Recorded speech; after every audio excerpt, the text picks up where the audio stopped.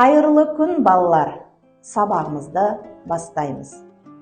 Екі көз не үшін керек? Жақсыларды көру үшін. Екі құлақ не үшін керек? Ақыл кеңес тыңдау үшін. Екі қол не үшін керек? Елге көмек беру үшін. Екі аяқ не үшін керек? Шетте жүрген туған жерге қайту үшін. Ал бас не үшін керек? Бәрін ойлау үшін. Дұрыс айтасыңдар, балалар. Олай болса, сендердің бастарыңа, қолдарыңа, көздеріңе, барлық дене мүшелеріңізге саулық тілеймін. Отыра қойыңдар. Сабағымызды ары қарай жалғастырамыз. Балалар, суреттен не көріп тұрсыздар? Қолшатыр мен адам денесінің қаңқасы. Дұрыс айтасыздар. Ал балалар, мынау қолшатыр. Қолшатырдың сабы тік болады. Бұны балалар қолшатырды жаңбырдан, күннің ыстығында қолданады. Ал мынау адам денесінің қаңқасы. Адам денесінің қаңқасы туралы тағы да басқа сұрақтар білгілеріңіз келе ме? Бүгінгі сабағымыздың тақырыбы қаңқа. Бүгінгі сабақта қаңқаның қызметін анықтауды үйренетін боласыңдар. Мынау балалар, адам денесінің қаңқасы. Ол ішкі мүшелерді қорғайды және денемізге сымбат береді. Адам денесінде сүйектер көп. Олардың барлығы бір-бірімен байланысады да қаңқа қалыптасады. Қаңқаның негізгі міндеті денемізге тірек болу. Сол себепті біз денемізді тік ұстап жүреміз, балалар. Адам денесінде 205 сүйек болады екен. Ал нәрестеде 350 сүйек болса, сіздерде 225 сүйек болады екен. Не себепті нәрестеде 350 сүйек болады дейсіздер? Өйткені оларда ұсақ сүйектер көп болады. Өсе келе олардың барлығы бір-бірімен бірігеді. Сол себепті ересек адамдарда сүйек саны аз болады. Енді адам денесінің қаңқасына қарайық, балалар. Адам денесінің қаңқасы біздің тірек қимыл қаңқамыз. Сол себепті біз денемізді тік ұстап жүреміз. Мынау балалар бас сүйек. Бас сүйек қорғаныш қызметін атқарады. Яғни басымыздың ішінде не болады, балалар? Ми болады. Жақсы. Омыртқа сүйегі. Омыртқа сүйегі, балалар, 33-34 сүйектен құралады екен. Ал енді балалар, иық, шынтақ, қол сүйектері, білек, балалар. Ал енді одан кейін 12 жұп қабырға. Балалар, қабырғаның іші не себепті қуыс деп ойлайсыздар? Аружан айта ғой. Ішкі құрылысын қорғап тұрады. Қандай ішкі құрылыстар жатады қабырғаның ішінде? Дұрыс айтасыздар. Қабырға қорғаныш қызметін атқарады екен.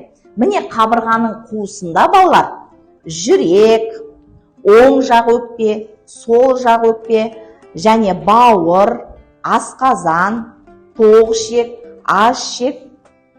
Міне осы ішкі органдарды не істейді? Қорғап тұрады екен. Ал енді одан кейін, балалар, мынау жамбас бөлігі. Жамбас бөлігі, белдеме, міне, мынау сан сүйегі, жіліншік және табаннан тұрады. Адам денесінің қаңқасы осы. Сонымен қатар, балалар, адам денесінің сүйегі түтік тәріздес болады екен. Өйткені өте мықты және қатты болады екен. Біз қазір тәжірибе жасап көрейік.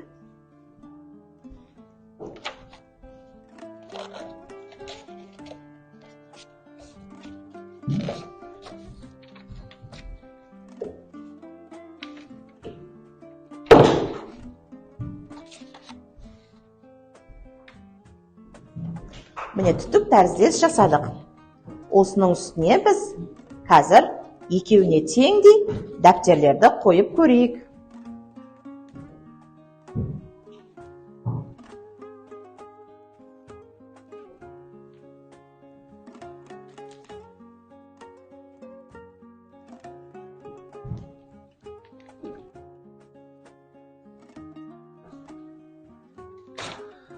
Міне балалар, көрдіңіздер ғой, яғни бізде түтік тәріздес сүйегіміз өте мықты.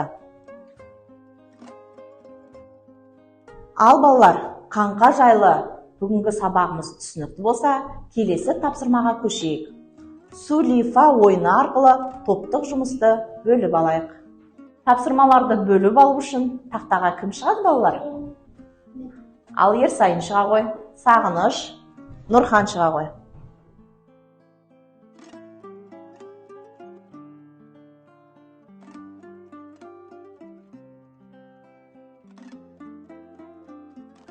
Жақсы балалар, су-лифа ойын арқылы топтық тапсырмаларды бөліп алдық.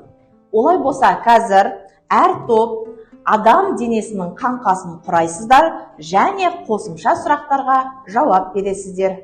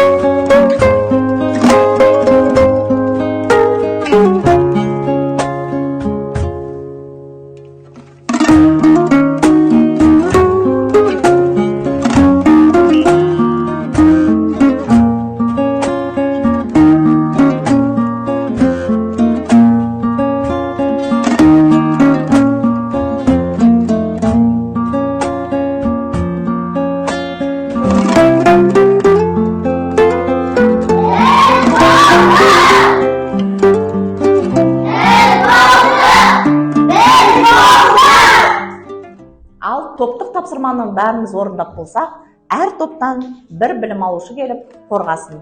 Бірінші топтан кім қорғайды? Аймира шыға ғой. Екінші топтан Жанарыс. Үшінші топтан Альбина шыға ғой. Тамаша. Топтық тапсырма адам қаңқасын құрау және қосымша тапсырмалар берілген. Бірінші топта қабырға қандай қызмет атқарады?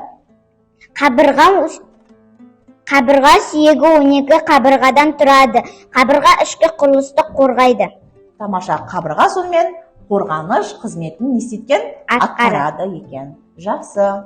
Екінші топ, сіздерде адам қаңқасын құрау және қол аяқ сүйектері қандай қызмет атқарады екен?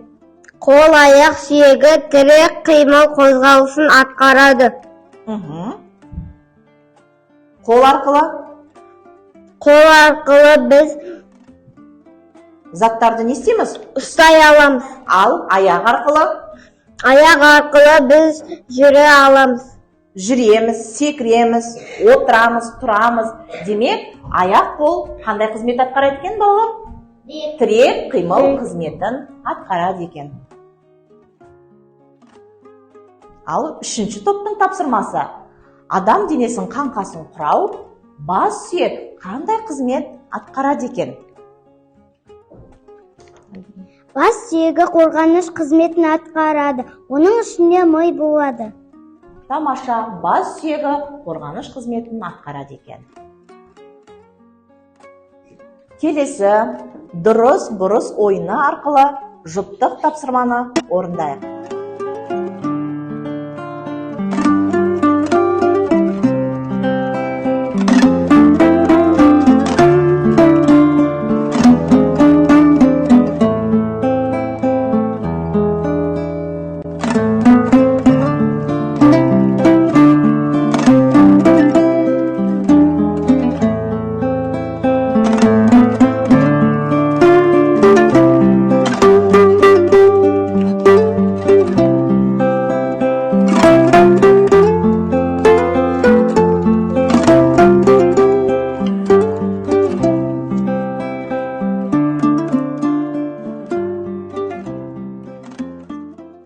Жұптық тапсырманы балалар орындап болсақ, тексеріп алайық.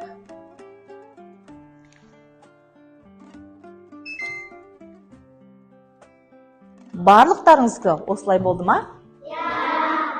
Тамаша. Келесі тапсырма балалар дәптермен жұмыс. Дәптерімізді ашып, сұрақтарға жауап жазайық.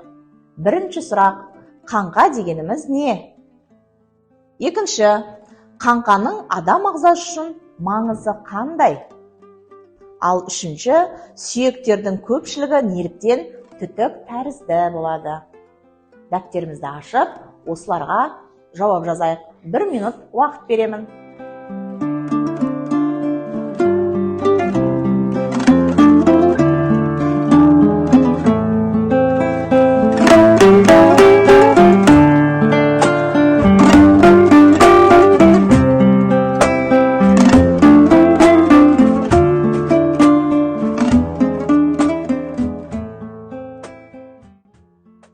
Балалар, дәптерімізге сұрақтарды жазып болсақ, шаршаған боларсыздар. Сергіту сәтін жасайық.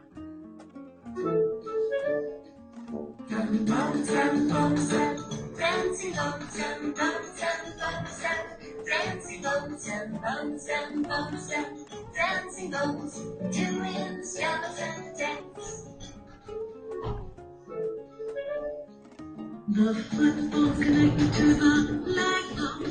The leg bone's connected to the knee bone. The knee bone's connected to the thigh bone. Doing the skeleton dance. The thigh bone's connected to the hip bone. The hip bone's connected to the backbone. The backbone's connected to the neck bone. Doing the skeleton dance. Shake your hands to the left. Shake your hands to the right. Put your hands in the air. Put your hands out of sight. Shake your hands to the left. Shake your hands to the right. Put your hands in the air. Wiggle, wiggle, wiggle, wiggle, wiggle, wiggle, wiggle.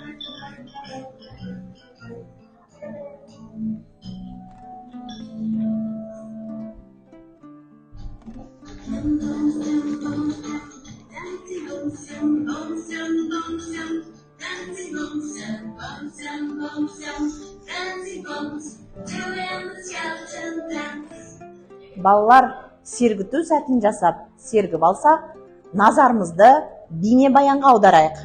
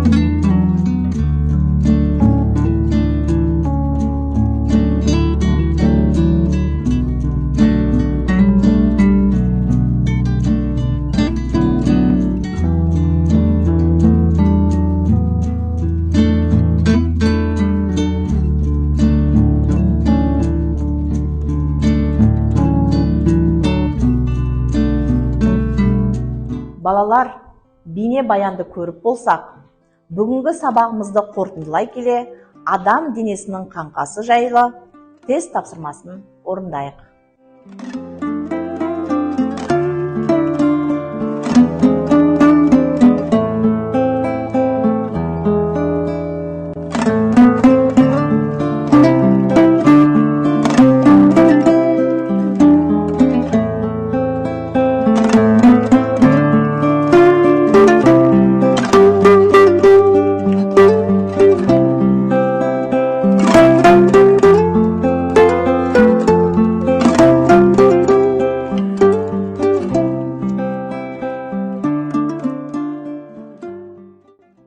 Ал балалар, тест тапсырмасын орындап болсақ, дұрыс екенін экранға қарап салыстырып көрейік. Бірінші, қай сүйек екен балалар? Бас сүйек. Дұрыс. Келесі, қай сүйек? Қабырға. Дұрыс белгілепсіздер. Ары қарай. Қол сүйектері. Келесі? Омыртқа.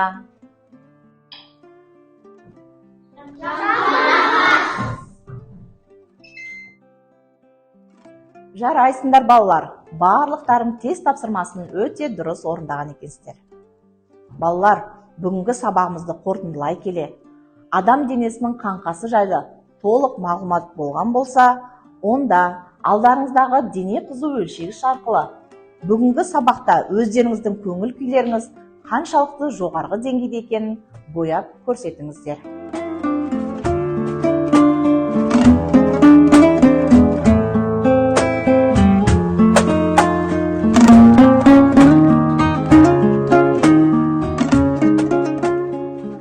Осымен балалар, бүгінгі сабағымыз аяқталды. Сау болыңыздар.